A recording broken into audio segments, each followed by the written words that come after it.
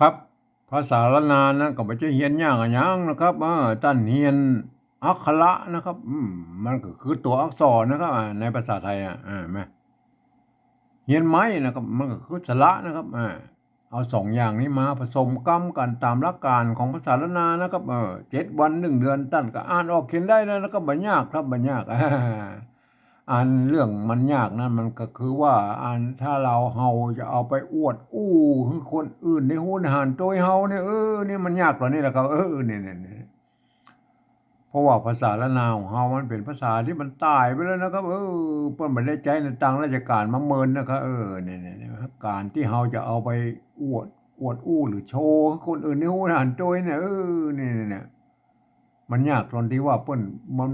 คนที่เปิ้นอ่านออกเขียนได้แล้วมันมีน้อยนะครับมีน้อยเฮาจะต้องใช้ภาษาอื่นๆนะมาเทียบเคียงเป็นภาษาละนาวของเฮาน่ะคือที่เพิ่นฮ้องว่าปริวัตินั่นแหละครับ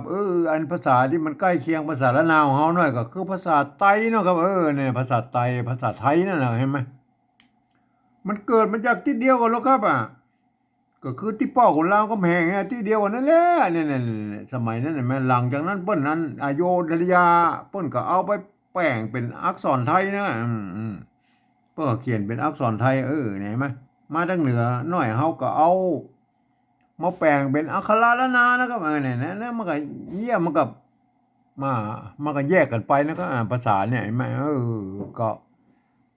บางมันผสมภาษานี่มันใกล้เคียงกันนะครับบางอ่า บางกรรมมันยังเหมือนกันอยู่นะครับออกเสียงเหมือนกันนะมันจะผิดเพี้ยนไปบางสำเนียงบางตัวด้วยอะไรไหมบางกรรมเห็นไหมก็มันก็ผิดกันนิดๆหน่อยๆก็มันก็เหมือนอย่างว่านะเหมือนอันในละนาวของเราก็เหมือนกันนะยังมีแถม4-5เผ่าพันธุ์ลักนะไต้งวนไต้ลั่วไต้ลื้อไต้เขินไต้ยองเห็นไหม มันก็ยังสำเนียงมันก็แป้งกันไปมันก็ไม่ใช่เต้ากันนะก็เนี่ยมันก็จะฟังกันรู้เรื่องอยู่นะครับเฮาก็ฟังภาษาไทยรู้เรื่องมันนะครับเนี่ยมันใกล้เคียงกันนะครับครับการที่เฮาก่อนที่เฮาจะเอาภาษาไทยมาเขียนแล้วก็เฮาไปดูในโลกนี่ก่อนนะครับเฮาไปดูในโลกที่เปิ้นปริวัติภาษากันนะครับเนี่ยเฮาไปดูใกล้ๆนี่เลยนะครับอันเนี่ยเวียดนามเนี่ยอันเวียดนามนี่เปิ้นมีสงครามกัน200-300 ปีนะครับเนี่ยยาวนานเนี่ยเห็นไหมเปิ้นบ่สามารถที่จะถ่ายทอดอันภาษาอันโบราณเปิ้นแบบยึกๆยือๆแบบภาษาจีนมาสู่ลูกสู่หลานเปิ้นแล้วก็เห็นไหมหลานเหลนเปิ้นบัดเดี๋ยวนี้ลูกหลานเหลนเปิ้นอ่านบ่ได้เขียนบ่ได้นะภาษาอันยึกๆยือๆแบบจีนเพิ่นก็หันไปเอาอัน อักษรอาราบิกนะครับไปเขียนเป็นภาษาเปิ้นแล้วก็เนี่ยเปิ้นก็ใส่จุดใส่หมวกใส่ขีดใส่หมดสะพะสะเปดเพื่อให้มันได้ตามเสียงของเปิ้นตามสำเนียงของเปิ้นก็เนี่ยอันนี้เนี่ยเปิ้นเฮาว่าลักษณะของการปริวัตินะครับยืมเอาอักษรอื่นๆนะมาเขียนเป็นภาษาของเปิ้นเนี่ยเฮาก็เหมือนกันเฮาก็เอาภาษาไทยมาเขียนนะไม่ใช่ภาษาอันละนานนะครับภาษาไทยเขาก็มีสิทธิ์ที่จะต้องเปลี่ยนแปลงอย่างนิดๆหน่อยๆตามที่ให้มันได้ตามเสียงของภาษาละนามของเขาแล้วก็เพราะว่าภาษาไทยมันเจ้ามันผ่านเสียงได้มาครบของอันในภาษาละนาไหนมามันเป็นอย่างนั้นเห็นไหมเขาไปกอยอันในยุโรปหรอกครับที่เป็นปริวัติภาษากันเนี่ยอย่างเช่นอันฝรั่งเศสนะครับเยอรมันนะครับโปแลนด์ยูเครนรัสเซียนี่โครเอเชียเนี่ยหมดนี่เนี่ยหรือยุโรปตะวันออกทั้งหลายแหล่ไหนมาเปิ้นก็ใจลักษณะการปริวัติภาษากันทั้งนั้นนะครับนี่เปิ้นจะเอาอันภาษาอาหรับิกนั่นแหละครับอักษรอาหรับิกน่ะไปเขียนเป็นภาษาของเปิ้นครับเนี่ยไปใส่จุดพ่อง2 จุดก็มีนะก็เห็นไหมใส่หมวกปิ้นก็มีเนี่ยเปิ้นก็เอาสปะสเปดเอาเปิ้นเหมือนกันนี่มามันก็คล้ายเวียดนามนั่นแหละใช่ไหมเวียดนามมันหนักหน่อยอันหมวกโครเอเชียมันง่ายขึ้นนะไหมหมวกของอันเวียดนามเนี่ยมันกุบหุ้มลงเนี่ยมันปิ้นคนไปละคนละลายนี่เห็นไหมพวกก็เอามาใส่กันเป็นประดับเป็นเครื่องหมายเครื่องหมายนั้นก็คือวรรณยุกต์นั่นแหละครับเห็นไหมเนี่ยคือออกตามเสียงไปตามนั้นเห็นไหมเนี่ยมันเป็นอย่างนั้น เฮาไปกอยอังกฤษแล้วก็อังกฤษนี่เพิ่นจะเอาอักษรอาหรับิกเนี่ยไปแบบล้นๆอย่างนั้นนะใช่ไหมไปเอาแบบล้นๆแต่เปิ้นมีกฎเกณฑ์อยู่ว่านะครับเปิ้นสามารถบอกว่าพันเสียงได้หลายๆเสียงนะครับไปตามบริบทนะครับอย่างเช่นคำเดียวกันนั้นไปอยู่ในประโยคคำถามกับเสียงแบบนึงอันเป็นประโยคธรรมดากับเสียงแบบนึงเนี่ยมันก็มีอันเนี่ย โทษทีมันก็เหมือนภาษาละนาเฮายุคต้นๆนะครับโทษทีมันมีไม่เยาะไม่ซัดก็คือไม่เอกไม่โทนะครับแม่มันก็สามารถพันได้หลายๆเสียงเหมือนกันเนี่ยมันเป็นอย่างนั้นอันนี้คือลักษณะของภาษานะครับและการปฏิวัติของภาษามันเป็นอย่างอันนะครับเนี่ยก่อนที่เราจะเอาภาษาไทยมาเขียนเป็นภาษาละนาเนี่ยเราต้องมีอันที่อ้างอิงก่อนนะครับไม่ใช่ว่าเอาแบบมาซื่อๆใจของไผ่ของมันนะครับเนี่ยเอามาใจร่วมกันเลยนะครับมาเราใจหลักการอันของสภาวัฒนธรรมมหาวิทยาลัยเชียงใหม่นะครับเปิดตกลงกันไว้เมื่อปลายปี28นะครับเปิดตกลงกันไว้ว่าอย่างนี้นะครับการที่จะเอาภาษาไทยมาเขียนเป็นภาษาละนานั่นน่ะหรือที่เพิ่นฮ้องว่าปริวัตินั่นนะครับเพิ่นบอกว่ากระทำได้อยู่3แบบหรือ3รูปแบบนะครับเนี่ยอันแบบที่1นั้นเพิ่นจะเอาไว้อันสะกดเขียนนะหรือบันทึกในลักษิลาจารึกเอกสารสำคัญในโบราณนะครับเพิ่นจะเอาอักษรไทยน่ะไปเทียบเอามาทุกอักขระนะครับทุกไม้นะครับทุกเครื่องหมายนะครับเนี่ยเพิ่นเอามาหมดนะครับ เปิ้นจะบ่ฮื้อพิวเลยนะครับเปิ้นจะอันนี้เป็นการปฏิวัติแบบละเอียดนะครับเฮาบ่ได้ใจเฮาบ่อู้ถึงรายละเอียดแล้วครับเฮามาอู้แค่อธิบายหลักการให้ดูไปได้นะครับอ้าวเฮามาอู้ถึงอันแบบปฏิวัติแบบที่2เลยนะครับแบบที่2เพิ่นว่าอย่างงี้นะครับเพิ่นบอกว่ายืมมาอักษรไทยนะครับไปปรับเทียบเมื่อเป็นอักขระละนาตำบลปูนนี่แล้วก็ประกอบกรรมขึ้นมากับแบบภาษาไทยผสมผสานกันไปบางครั้งไม้หรือสระมันบ่ตรงมาตัดกันก็คือบูแล้วนะกันซับได้หน้าตามออกไทยๆนะครับเห็นไหมแต่เวลาอ่านนั่นนะท่านลองนึกว่าไอ้หน้าตามแบบไทยๆเป็นภาษาไทยก็จริงนะครับแหมถ้าลองนึกเป็นอ่านเป็นภาษาละนานะครับท่านคนทั่วไปบ่สามารถเข้ามาอ่านได้นะมันจะผิดเพี้ยนสำเนียงนะมันจะเหมือนกันเป็นบางคำจะแตกต่างกันเป็นบางคำเห็นไหมมันก็จะผิดเพี้ยนสำเนียงนะคนทั่วไปต้องไปอ่านในแบบที่3บนนะเดี๋ยวเขาก็อุ้มเขาไอ้แบบที่3เนี่ยเขาอู้แบบที่2นี่ก่อนแล้วก็เห็นไหมอันแบบที่2นั่นอันไหนแม่เฮาไปกอยอันเนี่ยอันเนี่ยอย่างเฮาหันว่าเป็นอันนี้เป็นอันนี้เนี่ยอันนี้เฮาเป็นสระเอเนาะเนี่ยถ้าเฮาหันเป็นภาษาไทยนะถ้าอันประกอบในแบบภาษาปริวัติแบบที่2ท่านต้องหันว่าอันนี้เป็นไม้แก่ครับ นี่เป็นไม้แก่อย่ามันหน้าตาไม่แบบไทยๆก็จริงแต่ท่านต้องอ่านเป็นกำเมืองนะเนี่ยมันเนี่ยคนทั่วไปบ่สามารถเข้ามาได้มันจะผิดเพี้ยนสำเนียงนะก็เนี่ยเฮาว่าไปก่อนนะครับแบบที่2เนี่ยเอาไม้แก่เอาสระเอเนี่ยมาเทียบเป็นไม้แก่นี่ไม้แก่มาอันนี้ตัวม้านะครับตัวม้าตัวม้ากับมอม้านะครับมอม้านะครับมอม้าใช่ไหมม้ากับม้าไม่ย่อออกมาอีกเนี่ยแม่ได้เลยไหมง่ายกว่าครับบางตัวมันก็ง่ายบางตัวมันก็ยากนะครับมันก็ว่าออกไปแล้วก็อันนี้แม่ได้เนี่ยแม่เสียงโทปกติมาอ่านภาษาละนาประกอบแม่นะครับอันนี้ก็แม่นะครับแม่อ่านภาษาไทยประกอบอาจจะแม่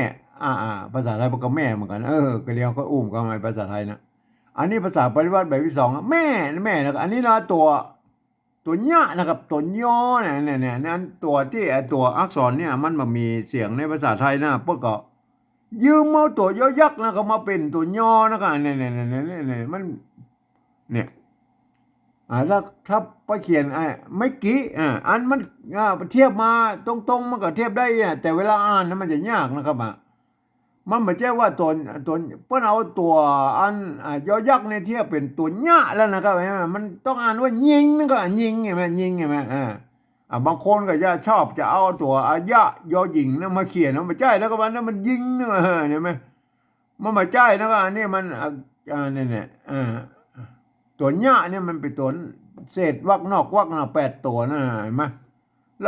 ะวะสหละอังเนี่ยละวะสหละอังเนี่ยมันเป็นอันตัวนอกว่ากับตัวเนี่ยนะครับตัวเนี่ยเห็นไหมมันยอนะเนี่ยเห็นไหมเพิ่นเอายอยักษ์มาเทียบเป็นตัวเนี่ยเห็นไหมเพราะอย่างนั้นเพิ่นเอาอันอ่า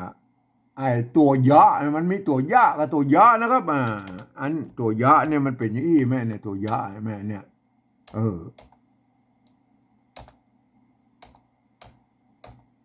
อันตัวยะเนี่ยมันเป็นอันนี้คือตัวยะนะครับเนี่ยตัวยะใช่ไหมอันนี้เนี่ยอันนี้ตัวยะเนี่ยตัวยะใช่ไหมนี่ตัวยะนะครับเธออันนี้ตัวญะนะครับ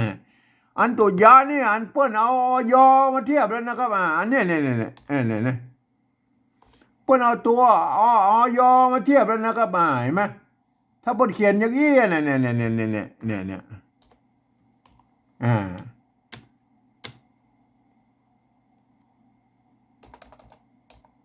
ถ้าเปิ้นเขียนอย่างนี้ไหมเนี่ยโอ้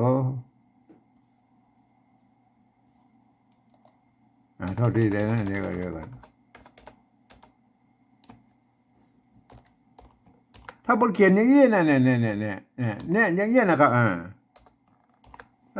อย่างเงี้ยมันต้องอ่านว่ายิงนึกกันยิงใช่ไหมเนี่ยอันนี้มันอยเนี่ยยิงอันนี้เหรออันนี้ยิงนะกว่าอันนี้ยิงนั่นยิงใช่ไหมอันนี้ยิงใช่ไหมยิงใช่ไหมเนี่ยยิงหรือหญิงก็เรียกได้นะครับมันได้ตัวอันนี้มันเป็นอักษรกลางนะครับตัวยะเนี่ยมันจะยิงหรือหญิงก็ยังได้นะก็ยิงยิงยิงใช่ไหมอันนี้ยิงแล้วก็เห็นไหมมันออกเสียงต่างกันนั่นนะเวลาท่านเอาปริวัติภาษาปริวัติท่านเราเขียนหรือดีนะครับไม่ใช่เอาตัวเอาแบบหน้าตาเอาแบบไทยแล้วมันไม่ใช่แล้วมันไม่ใช่หลักการปริวัตินะครับอันนี้ยิงเนี่ยอยมันยิงใช่ไหมเนี่ยยิงใช่ไหมยิงเขาปริวัติเขาต้องเขียนยิงใช่ไหมเนี่ยยิงน่ะนี่ยิงอันนี้ยิงอันนี้ยิงนะว่าอันนี้ยิงอันนี้ยิงนะก็แม่เนี่ยถ้าจะเป็นอันอย่างอื่นแล้วครับอย่างเช่นตัวอย่างใหญ่แม่เนี่ยอันยาเนี่ยยาเนี่ยยาใช่ไหมเนี่ย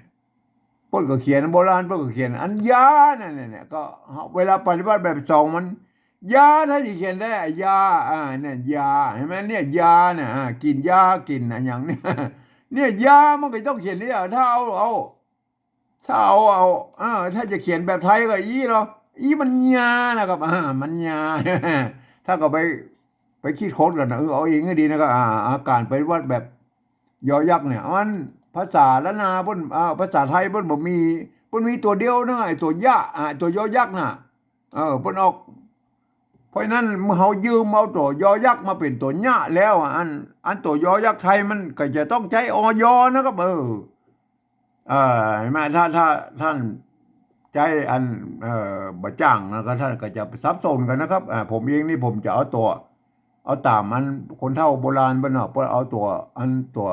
ยอยักษ์เนี่ยไปเทียบเป็นตัวญะแล้วมันก็บอกมันไม่สามารถที่จะเปลี่ยนแปลงไปได้แล้วนะครับเป็นอย่างอื่นมันก็เป็นตัวยอนะกันเนี่ยยิงนะก็ถ้าเอาจะออกเสียงยอยักษ์ไทยก็เอาอยนะก็อยใส่นะครับเห็นไหมโอเคเข้าใจไว้นะครับต่อไปนะครับงามอันนี้เนี่ยยิงเนี่ยเราไปดูนะเราไปดูอันโบราณไปก่อนนะก่อนเราจะว่าไหนไหมเนี่ยเห็นไหมเห็นไหมห้างเย็นเห็นไหมเนี่ยห้างเย็นเนี่ยเย็นเห็นไหมเย็นเนี่ยอันเย็นเนี่ยแม่อยใช่ไหมเนี่ยเพิ่นเอาอยมาเที่ยวเย็นออกเสียงยอยักษ์ไทยเย็นเนี่ยหางเย็นเนี่ยงาจ้างเย็นงาจ้างบ่ใช่เย็นนั่นเนี่ยหางเย็นงาจ้างใช่ไหมเนี่ยนอแฮดเนี่ยเข้าเยิงเนี่ยเยิงใช่ไหมตัวหญ้าใช่ไหมเยิงเนี่ยเยิงใช่ไหมเข้าเยิงเนี่ยเยิงใช่ไหมอันนี้เพิ่นออกเสียงยอยักษ์แบบล้านนาเยิงใช่ไหมอันนี้เย็นใช่ไหมเนี่ยท่านโปรดเข้าใจไว้นะครับเห็นไหมภาษาแล้วตัวญะกับตัวยะนะมันแยกกันนะครับมันแยกเสียงกันแต่เป็น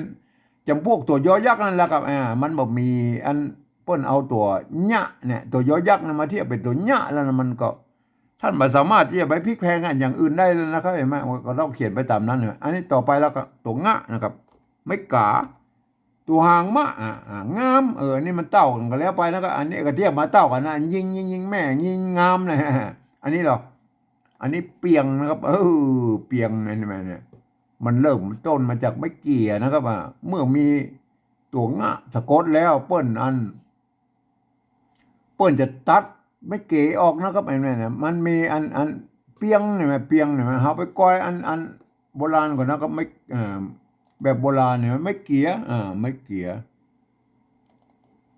เนี่ยไม่เกี่ยโบราณเปิ้นมีอีนะแม่เนี่ยไม่เกี่ยโบราณแม่เนี่ยไม่เกี่ยโบราณเห็นไหม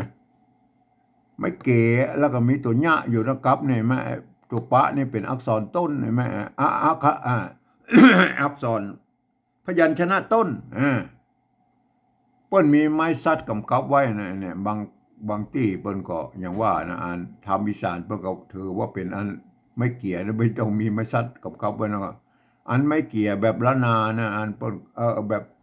แต่โยนจังใหม่ละนาเปิ้นก็บ่ใส่นะครับไม้ซัดเห็นไหมเปิ้นก็ถือว่าเป็นไม้โทอย่างนั้นเนี่ยก็ว่าไปแล้วมันก็เข้าใจผิดกันไปนะครับเห็นไหมอันนี้ไม่เกี่ยมันจะมีอันไม่เกี่ยก็ไม่ตัวหญ้าตั้งหลังนะครับเห็นไหมอันนี้คืออันที่ยังมันมีตัวสะกดนะเปิ้นเขียนอย่างอี้นะครับอันตัวที่มันมีสะกดแล้วครับอันตัวที่มีสะกดนั่นน่ะอ่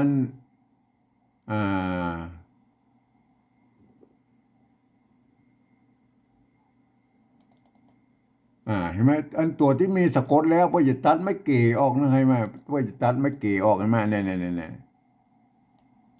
พอจะตัดไม่เก๋ออกเนี่ยอันเนี้ยเนี่ยตัวขาเห็นไหมอันนี้ตัวหญ้าเห็นไหมตัวว่าเมื่อมีสะกดแล้ว เมื่อมีตัวสะกดแล้วไปตัดตัวไม่เก๋ออกนั่นเนี่ยเขาไปใจไปสร้างกฎเกณฑ์มานะครับอันนี้อันเป็นภาษาละนายุคต้นๆนั่นนะครับเห็นไหมยุคต้นๆของอันภาษาละนานั่นแหละหลังจากที่พวกเอามาเอาอักษร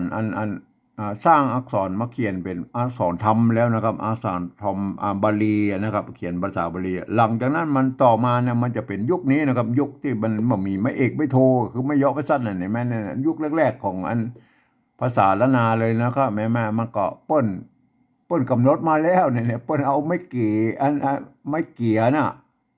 เมื่อมีจะสะกดแล้วเปิ้นเอา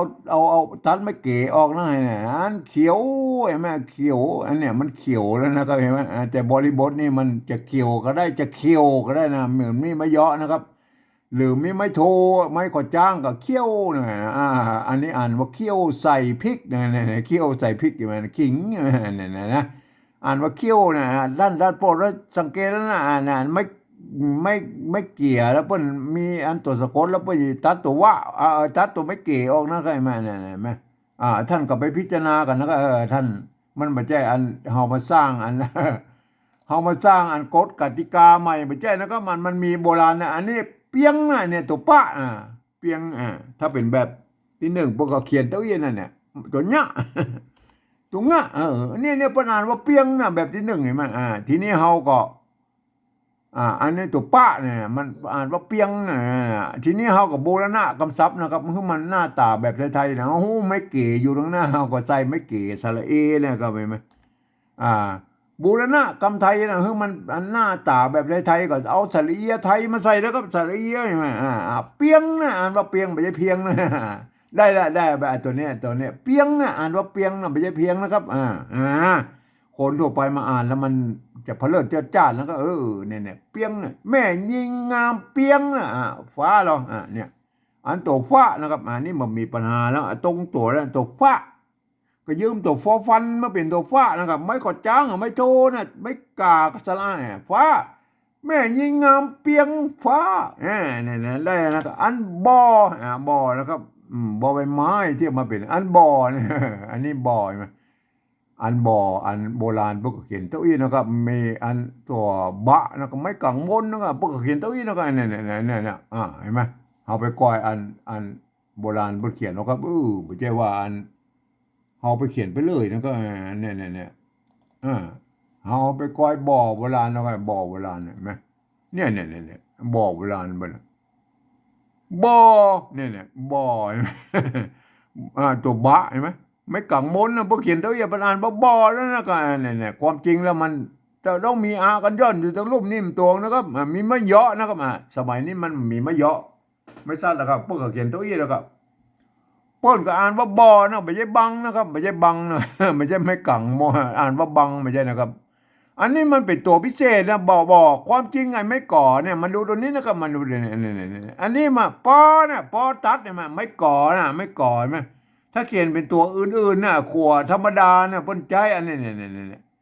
ตัวป้าไม่ก่อเนี่ยเปิ้นจะมีไม้กังบนอยู่จะมีอากันย่อนควบอยู่ตรงนี้อันนี้คือไม่ก่อนะไม่ก่อที่เต็มยศนะไงมาเปิ้นอ่านว่าปอเนี่ยใส่เกลือปอตัดใช่ไหมเนี่ยใส่เกลือปอตัดเนี่ยมาเปิ้นอ่านว่ายี่เนี่ยปอเนี่ยปออันนี้บอแล้วก็บอนี่เปิ้นว่ามีอากันย่อนเนาะ เปิ้นเนี่ยเปิ้นเขียนตัวอี้เป็นตัวพิเศษของเปิ้นตั้งแต่โบราณมาแล้วนะครับเปิ้นเขียนตัวอี้มาเนี่ยโบราณยุคต้นๆด้วยนะครับไม่ใช่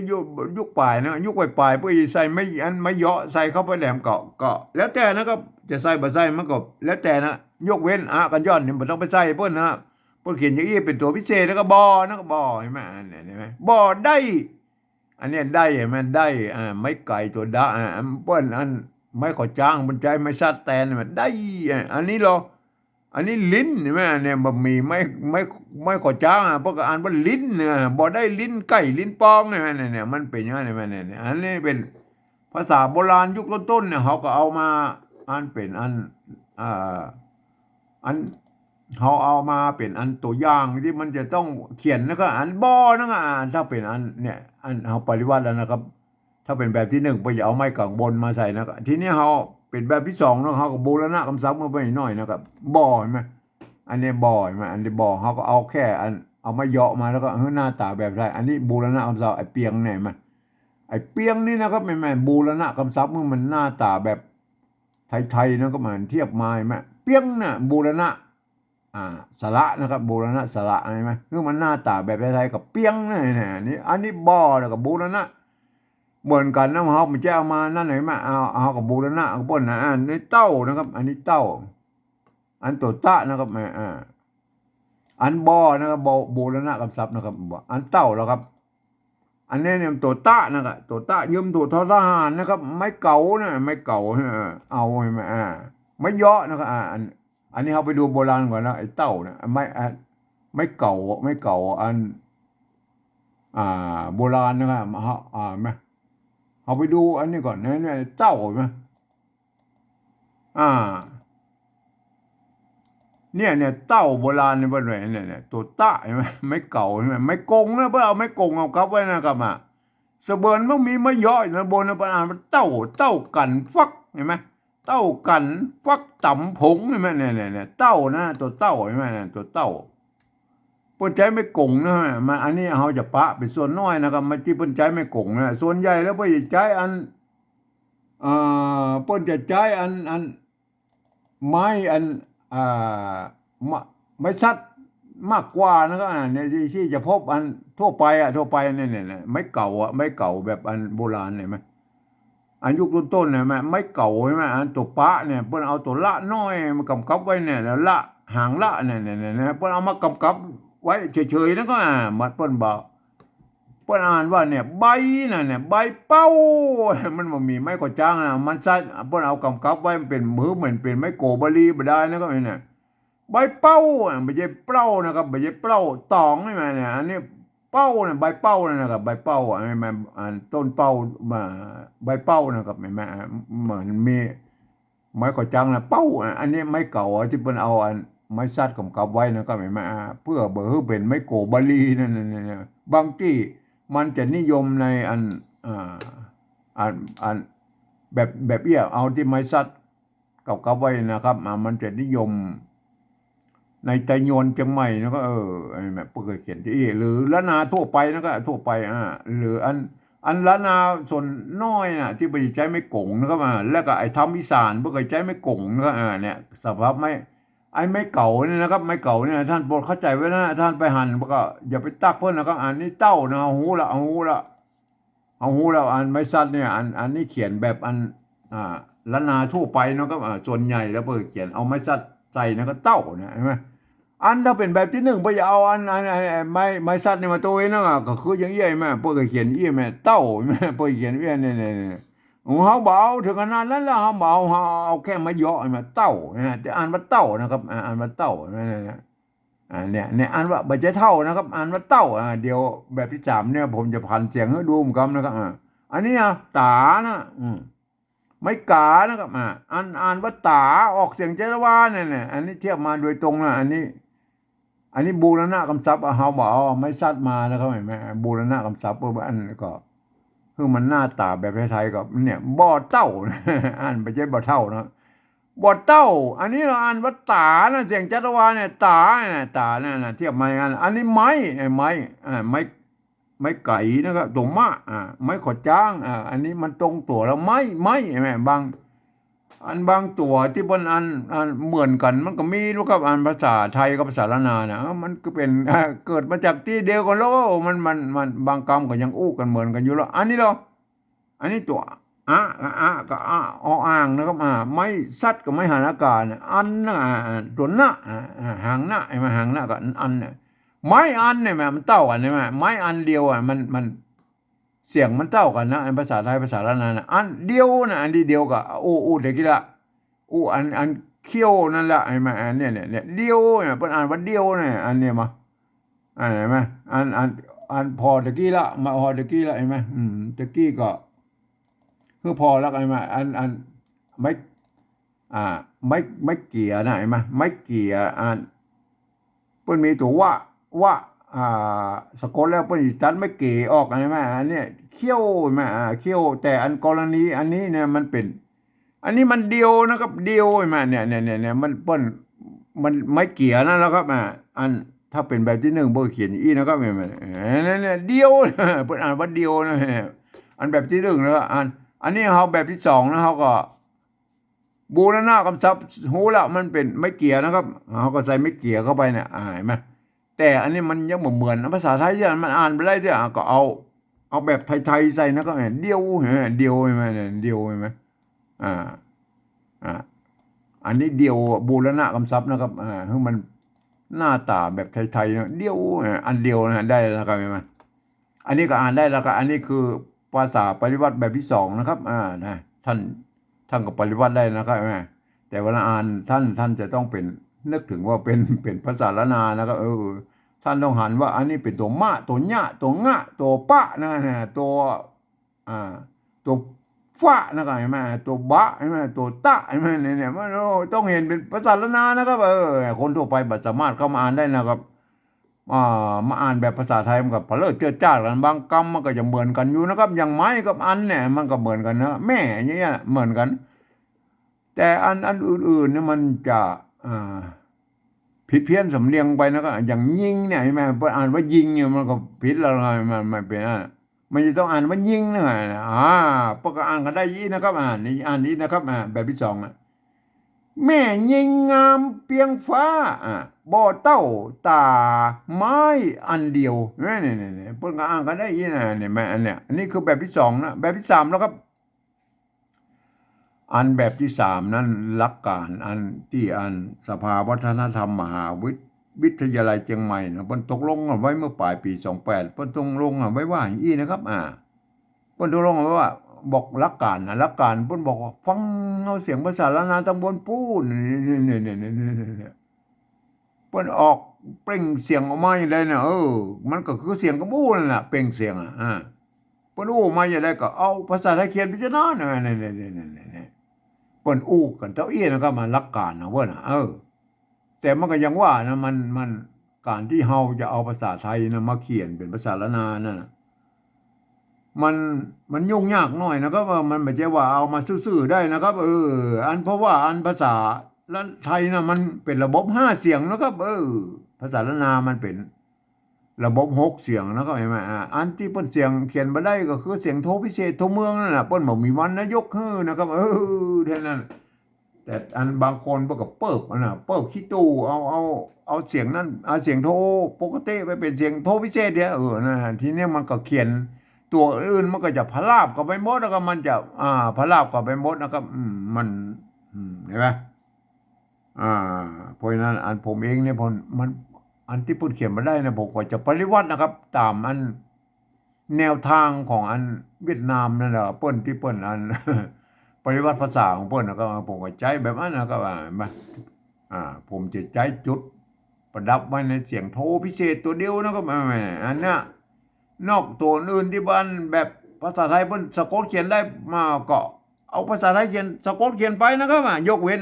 เสียงเนี่ยเสียงโทพิเศษนี่ตัวเดียวนะครับโทพิเศษตัวเมืองเนี่ยเห็นไหม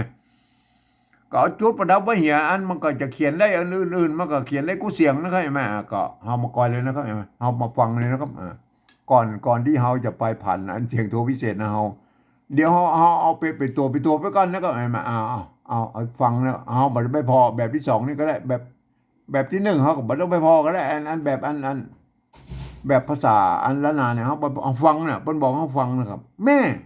ได้ยินแล้วนะแม่แล้วก็อันเนี้ยแม่ ภาษาละนาก็แม่นะอันนี้เราแบบที่สองนี่ก็แม่นะเฮาเอาแม่ไทยใส่เราครับอันแม่ในภาษาไทยเพิ่นอันเนี้ยเอาเฮาบ่ต้องไปพอบนไว้แล้วอันเนี้ยแม่แล้วก็ อันนี้แม่ใช่ไหมในภาษาไทยแม่มันเต้าอันนี้แม่มันแม่กับแม่เหมือนกันเต้ากันเสียงโทปกติมาก็ภาษาไทยภาษาละนามันก็มันเกิดมาจากที่เดียวกันแล้วบางกรรมมันก็เหมือนกันลูกครับมันก็ยังเหมือนกันอยู่แล้วก็มันก็อย่าพิษกันเป็นบางตัวนะเอาฟังนะครับยิงนะก็ยิงแม่ยิงตัวที่สองเนี่ยแม่ยิงยิงแม่ยิงใช่ไหมเนี่ยตัวหยะนะอันว่ายิงเนี่ยอันนี้เราอันแบบที่สองแล้วพวกอันว่าแม่ยิงเนี่ยแม่ยิงอันนี้เราเขียนให้ได้เราเขียนให้ได้เนี่ยนะเขียนให้ได้เราเขียนอีเราเปิดอ่านว่ายิงเนอะ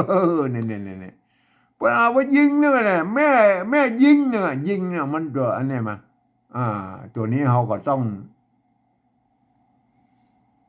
เรามีกฎเกณฑ์อยู่ว่าอันเนี่ยท่านลองใจก็ดีนะเนี่ยอันตัวหยะเนี่ยแม่เปิ้นเนี่ยแบบที่สองเนี่ยเปิ้นเอาตัวหยะเนี่ยไปเทียบไปเอาตัวยอยักษ์ไปเทียบเป็นตัวหยะแล้วเขาก็บ่สามารถจะพลิกแพงไปตัวอื่นแล้วนะครับ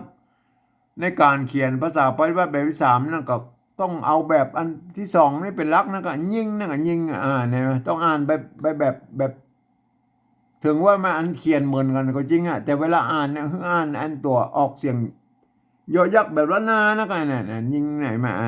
ยิงงามนะครับมาเห็นไหมอันยิงเนี่ยตัวยิงเนี่ยเขาจะต้องอันเป็นตัวพิเศษนะครับต้องมันต้องไปเขียนแบบนี้ละแต่เวลาอ่านน่ะอ่านแบบที่สองนี่นะครับอ่านเป็นเสียงยอยักษ์ละนานะครับถ้าเป็นอยท่านถึงจะอ่านออกเป็นเสียงยอยักษ์ไทยนะก็ไม่แม่อันนี้เป็นยอยักษ์ละนากับแม่ยิงนะต้องอ่านว่ายิงนะเนี่ยมันจะต้องเป็นอย่างนั้นเห็นไหมถ้าบ้านท่านก็ซับซ้อนกันหมดนะครับมันจะซับซ้อนในตัวยอยักษ์นี่นะครับตัวเห็นไหมท่านจะเอายอยักษ์ละนาหรือยอยักษ์ไทยมาก็มันจะซับซ้อนกันนะท่านไปคิดนะครับอันตัวต่อไปแล้วครับเขามาพอกันแล้วเป็นงามนะครับงามอันนี้เราอันนี้ก็งามแล้วก็แบบที่สองเนี่ยเอางามไทยใส่แล้วงามไทยเขาบอกสะกดเขียนเลยงามไทยมันเต่าเห็นไหมงามเนี่ยงามกับแม่ที่แต่ยิงเนี่ยมันเขียนเหมือนกันนะแต่มันออกเสียงต่างกันนะอันนี้มันยิงนะก็อันนี้ก็ยิงอันนี้มันถ้าอ่านแบบไทยมันยิงเนื้อมันต้องบังคับมืออ่านเขียนนี่ตัวยอยักษ์ตัวเดียวนี่อ่านออกเสียงอันยอยักษ์ละนานะก็แม่ยิงงามนะแม่ยิงงามเนี่ยต้องอ่านว่ายิงนะก็อ่านต้องอ่านว่ายิงนะอันนี้ต่อไปแล้วครับตัวต่อไปมันอ่านว่าเปียงเปียงเนี่ยแม่เนี่ยเปียงเนี่ยตัวป้าไม่เนี่ยเปียงอันนี้มันไม่เกี่ยนะมันมีตัวงะมันตัดไม่เกี่ยออกกับเปียงเนี่ยมาอันนี้หรออันนี้มันก็ตัวป้านะครับก็อ่านว่าเปียงนะก็อ่านว่าเปียงนะเอาแบบอันนี้หรอเอาละ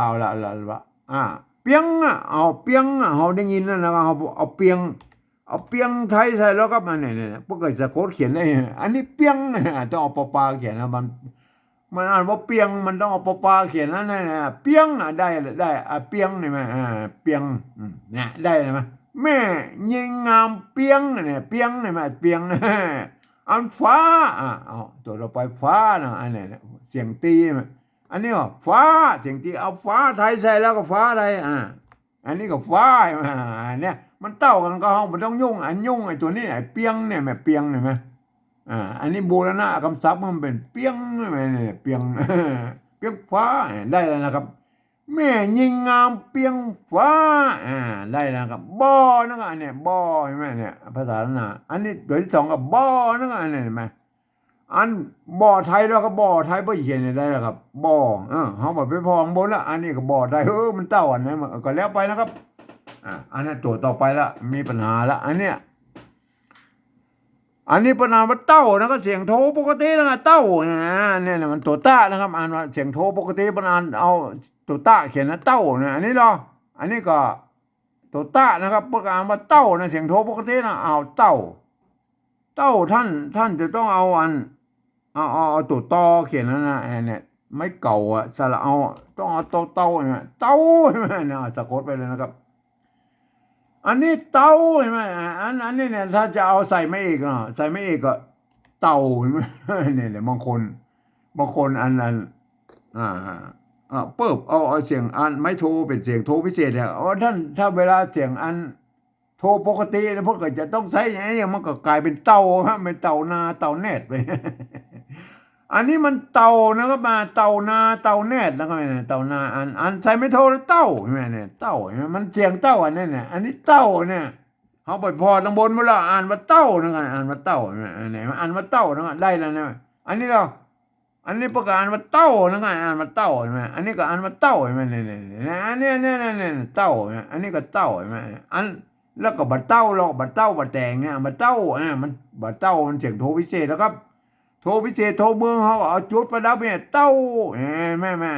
เต้าใช่ไหมเสียงโทพิเศษโทเมืองเนี่ยอันเสียงนี้นะอันวัดพระสิงห์บรรห้องวัดตีเพี้ยนนะเสียงโทพิเศษเนี่ยนะบรรห้องวัดตีเพี้ยนก็ไปใจตัวเอียงนะเนี่ยเห็นไหมเปิ้นห้องว่าอันตีเพี้ยนนะครับมันจะอยู่อันจะตีเพี้ยนหรือโทพิเศษโทเมืองมันก็อยู่เสียงระหว่างเสียงโทปกติถึงเสียงตีนั่นแหละมันอยู่กึ่งกลางนั่นมันก็คือเสียงเดียวกันนั่นแหละครับแต่มันห้องต่างกันไปเลยอันนี้เต้านะบัดเต้าอันเต้าแล้วครับเอาเต้าแขนเต้ากลางเต้าแขนเต้ากลางเต้ามันเสียงตีนะเนี่ยเต้าเนี่ยเต้าเนี่ยเต้านะเต้าแล้วครับเต้าให้อันเต่าไฟเต่าฮังโลเต่าอย่างเนี้ยเต่าเสียงไหมเต่าเสียงยัดวายอันนี้เนี่ยมาเต่านะใส่ไม่เอกเต่าใส่ไม่โทเต่าเต่าเลยได้เลยไหมเต่าได้กันแล้วฮะอันตัวต่อไปแล้วครับอันเต่านี่มันโบราณคำศัพท์แล้วนะครับอันตัวต่อไปมันตานะครับตาอันเนี้ยตาอันภาษาละนามันออกว่าตานะครับอันแบบที่สองนี่พวกก็อันตัวตาพวกอ่านว่าตานะเอาภาษาไทยเขียนแล้วครับภาษาไทยพวกเขียนตัวอีพวกอ่านว่าตานะพวกอ่านว่าตายไม่อำละเฮาโบต้องอันปริวัติแล้วนะครับต้องปริวัติแล้วนะครับต้องปริวัติอันตานะครับอันนี้ตาอันนี้มันตานะอันนี้มันเป็นตาได้เลยตาแล้วใส่ไม่เอกไว้ตาอันนี้มันตาเสียงเอกใช่ไหมตาอันใส่ไม่โทต้าอันนี้มันต้าน้ำต้าอันอย่างมั่วมันมันท่านอย่าไปคิดว่าเป็นต้านะครับอันนี้มันต้านะเนี่ยต้าน้ำต้าอย่างก็ว่าไปอันเนี้ยต้ามันต้าขึ้นต้าน้ำต้าอันต้าแล้วครับท่านจะไปมันต้องไปเพิ่มเป็นต้ามันเขาก็จุดประดับไว้ต้าไอ้แม่ต้าไอ้แม่เสียงโทพิเศษต้าอันตาแล้วครับตามันเสียงตีครับตาเสียงตีเขาก็ใส่ไม่ตีละตาเห็นไหมตาเห็นไหมอันตาเนี่ยตาเนี่ยเขาก็ใส่ไม่จัตวาตาเห็นได้ไหมเต้าบ่อเต้าตาเนี่ยบ่อเต้าตาเนี่ยไม้นะอันไม้เนี่ยมันมีปัญหาละอันไม้เนี่ยมันมีปัญหาละอันไม้เนี่ยก็ไม้มันมีปัญหาแล้วเพราะว่าอันไม้เห็นไหมไม้ภาษาละนาพวกกับไม้แบบที่สองกับไม้นะครับแบบที่สองกับไม้นะครับแบบที่สองกับไม้อันแบบที่สามนะแบบที่สามนะเขาฟังเอาเสียงภาษาละนาบนพุ่นเขาเอาไม้ไทยใส่นะไม้ไทยไปไหนไหมอันไม้ไทยไม้ไทยพวกก็เขียนตัวอย่างไม้มันเต้ากันแม่มันก็แล้วแต่มันออกเสียงมันก็แล้วไปนะก็มันแล้วไปนะแล้วไปมันออกเสียงเต้ากันก็แล้วไปนะก็ไม้นะก็ไม้นะอันต่อไปแล้วครับ ภาษาละนาเป็นอันแล้วก็อันไหนไหมอันนี้แบบที่สองเป็นก่อนอันแล้วก็เอาอันไทยใส่แล้วก็อันไทยเขาบอกพอทั้งวนไปละอันนี้ก็ไม้อันเนี่ยมาเขียนเต้ากันเลยมันเต้ากันเลยไหมอันตัวต่อไปแล้วก็ตัวสุดท้ายเดียวนะครับเดียวใช่ไหมเดียวเนี่ยเดียวเนี่ยเป็นอ่านว่าเดียวนะอันนี้เราอันนี้อ่านแบบที่สองเป็นอ่านว่าเดียวนะเขาบอกพอทั้งบนแล้วเขาเดียวไทยใส่นะครับเดียวสะกดไปเลยนะครับเดียวไทยเดียวพอดีมันเต้าไม้อันเดียวเนี่ยมันเต้ากันเขาก็บอกต้องไปยุ่งมันก็เขามายุ่งตอนที่เปิ้นมันเต้ากันเนี่ยไอ้เต้าตาเนี่ยเนี่ยตั้งเต้าตั้งตาเขาก็ปฏิวัตินะครับปฏิวัติโดยการใช้หลักการแนวทางของไอ้ที่เวียดนามเนี่ยเปิ้นใจนะมาเขาก็ดูตัวอย่างเปิ้นไอ้เนี่ยยิงเนี่ยมันอ่ามันเขาก็ต้องอืม ใจคือมันอ่านไปแบบอ่านปุ๊บภาษาไอ้แบบที่สองปุ๊บมันเปิ้นยืมมันตัวเนี้ยเนี่ยเปิ้นยืมมาเนี่ยตัวเนี้ยเปิ้นยืมตัวยอยักษ์ไปเป็นตัวเนี้ยแล้วเขาบ่สามารถที่ไปเปลี่ยนแปลงพวกนั้นนะเปิ้นอ่านว่ายิงนะเปิ้นอ่านว่ายิงน่ะเพราะฉะนั้นการไปวัดแบบที่สามนะเขาก็ต้องบังคับให้เปิ้นอ่านตัวยอยักษ์ไปต้องอ่านเป็นยอยักษ์แล้วนะแล้วก็ยิงนะไม่ใช่ยิงนะอ่านว่ายิงนะต้องบังคับนะถ้าเป็นตัวอยเขาอ่านเป็นยอยักษ์ไทยนะครับเห็นไหมอ่าเห็นไหมอันนี้ได้แล้วนะครับแบบที่สามนะครับถึงแม้ว่าท่านจะเป็นฝรั่งมังค่าลูกที่ไหนมานะครับถ้าเรียนภาษาไทยมาเรียบร้อยแล้วกับก็อ่านไปตามหลักการภาษาไทยนะครับแต่มีข้อยกเว้นอยู่ว่าอันคำที่มีจุดวันนี้มันมีจุดแต่เต้าเนี่ยก็ผ่านให้รู้แล้วเสียงโทพิเศษนะครับเต้านะมันเสียงโทพิเศษนะมันจะมีจุดไว้เนี่ยจะต้องออกอ่านออกเสียงโทพิเศษนะครับคำที่เป็นนะครับอันนี่ต้องอ่านออกเสียงยอยักษ์ไทยนะครับอยู่ยาอย่างอยากยานะยืนอย่างมุ้นน่ะมันจะต้องเป็นนะครับอันถ้าเป็นยอยักษ์ตัวเดียวเนี่ยอันเนี่ยยิงเนี่ยยังนะย้ำมันจะต้องออกเสียงยอยักษ์ละนานะครับไอ้ตัวยอยักษ์ตัวเดียวเนี่ยอันคำที่เป็นเสียงอันไม้จัตวาอย่างนี้ท่านก็เอาออกเสียงจัตวานะครับเนี่ยถ้าอ่านแล้วปั๊บท่านก็จะได้สำเนียงเชียงใหม่ไตยวนไปเลยนะครับอ่านว่าอย่างนี้นะครับแม่ยิงงามเปียงฟ้าบ่อเต้ามาบ่อเต้าตาไม้อันเดียวแม่ยิงงามเปียงฟ้าบ่อเต้าตาไม้อันเดียวอันนี้คือสำเนียงเชียงใหม่ไตยวนนะครับไตยวนเชียงใหม่นะถ้าเป็นอันสำเนียงอันไตลือตังลำปางแป้น่านพะเยาพวกนั้นหรืออันสำเนียงอันไตยองนะละปูนมันก็อาจมันก็จะบิดเบี้ยวกันไปนะครับก็ท่านก็ไปว่ากันเอาเองนะครับอันนี้เนี่ยอันแบบที่สองเนี่ยท่านจะต้องเป็นคนอันที่เป็นเรียนรู้ภาษาละนามาอ่านต้องหันว่าเป็นอันภาษาละนานะตัวมะตัวญะตัวงะตัวปะตัวฟะตัวบะมันตัวตะมันต้องเห็นเป็นอันอักษรละนานะครับเห็นไหมท่านก็จะอ่านไล่ไว้อีนะครับแม่ยิงงามเปียงฟ้าบ่อเต้าตาไม้อันเดียวเนี่ยอันนี้คือหลักการแบบที่สองแบบที่สองกับแบบที่สามมันประเมินกันแล้วก็หลักการไหนมาเนี่ยท่านก็ไปพิจารณากันนะครับอันสำหรับอันภาษาละนาอันเห็นไหมพวกก็เขียนกันได้ยี่นะเหมือนทางบนเนี่ยส่วนใหญ่พวกก็เขียนตัวอี้ไหมบางที่มันก็อย่างว่านะครับบางที่พวกมันก็จะพิษบางตัวมันก็จะพิษกันไปนะก็อย่างเช่นตัวเนี้ยตัวบอนะบางที่พวกก็ใส่ไม่เยาะมันตัวนะก็ตัวเล็กแต่นะครับใส่บ่ใส่ก็แล้วแต่อันใดแต่โบราณไอ้เก่าเงาเปิ้นน่ะพวกก็มีเต้าอี้นะไอ้ตัวบะก็ไม่กังมนเปิ้นอี้นะครับเห็นไหมบางที่เพิ่นใส่ไม่เยาะก็สุดแล้วแต่ท่านนะครับมันมีหลายเผ่าพันธุ์นะเฮาบอกว่าจังว่ากันแล้วก็ยังเต้าเนี่ยแม่เต้าไม้เก่าเนี่ยไม้เก่าเนี่ยบางที่เพิ่นใส่ไม้ซัดน่ะบางอันส่วนใหญ่แล้วเพิ่นใส่ไม้ซัดนะมาละนาเนี่ยบางที่เพิ่นก็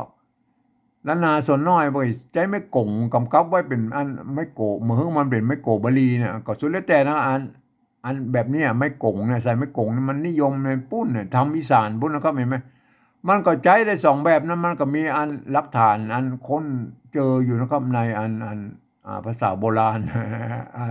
ละนายุคต้นๆนะพวกก็เก่งกันอย่างนั้นนะเฮาก็ไปว่ากันนะครับมันจะใจไม่ซัดหรือไม่กงก็แล้วแต่นะครับแต่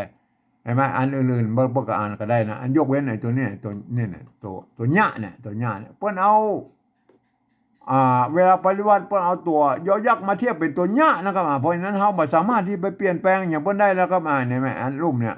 เพิ่นอ่านว่ายอยิงนะอ่านว่ายิงนี่แหมมันจะยิงนะเออเ